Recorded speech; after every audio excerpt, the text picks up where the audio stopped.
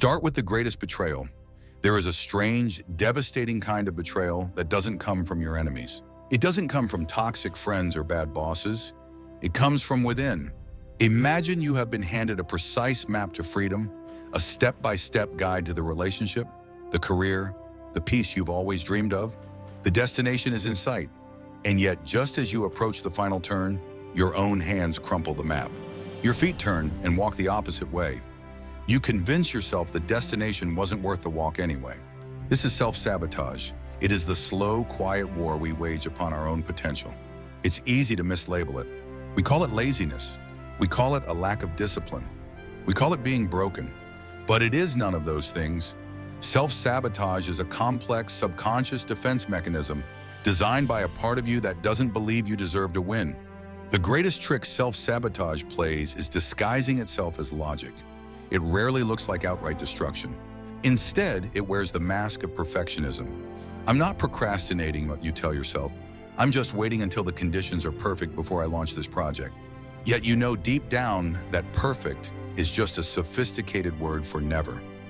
Perfectionism isn't about high standards. It's about the terrifying fear of being seen as flawed. It is armor. It wears the mask of busyness, filling your schedule with noise so you don't have the silence required to hear your own ambition.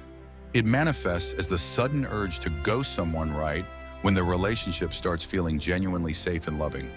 Why do we do this? Why would anyone systematically dismantle their own happiness? The uncomfortable truth is that you aren't afraid of failure. You are afraid of success. Failure is familiar. You know how to handle disappointment. You've been rehearsing it your whole life. You know the dimensions of that dark room. But success? Success is a foreign country. Success means change. It means new expectations, being seen, being vulnerable, and having something to lose. The brain does not prioritize happiness. It prioritizes safety and familiarity. If chaos and struggle are all you have ever known, peace feels dangerous. Peace feels like waiting for the other shoe to drop. So your subconscious mind, that outdated security system, steps in to protect you by pulling you back into the comfort of your familiar pain. This often stems from wounds we stopped looking at years ago. If you grew up in an environment where love was conditional, given only when you were good or quiet or high-achieving, once you learned a terrible lesson. Being your authentic self is risky. Standing out makes you a target. You learn that safety comes from staying small. So now, as an adult, when you stand on the edge of a massive breakthrough, that inner child panics. It whispers, "Get back in the box before you get hurt."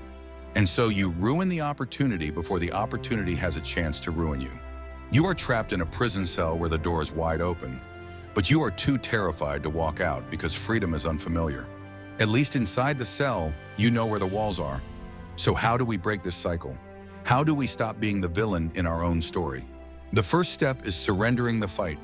You will never defeat self-sabotage by waging war against yourself. You cannot hate yourself into a better life. You must realize that your inner saboteur is not a monster. It is a wounded protector. It's a part of you that formed years ago to help you survive a difficult reality. It's just running an outdated program. Instead of judgment, offer it compassion. When you feel that urge to pull back, to procrastinate, to blow up a good thing, pause. Speak to that part of yourself. Say to it, "I see you. I know you are trying to protect me. Thank you for your service, but I am not that scared child anymore. I can handle the risk of being happy." You have to begin rewriting your core beliefs about what you deserve. This isn't just about positive affirmations in the mirror. It's about aligned action. You must take small steps that contradict your old identity. Send the email even though it isn't perfect. Stay in the room when the conversation gets vulnerable. Show up for yourself messily.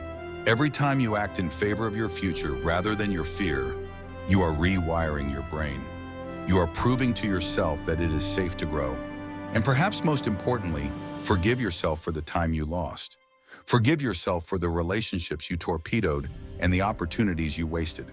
You were doing the best you could with the survival tools you had at the time, but you have new tools now. The map is still in your pocket.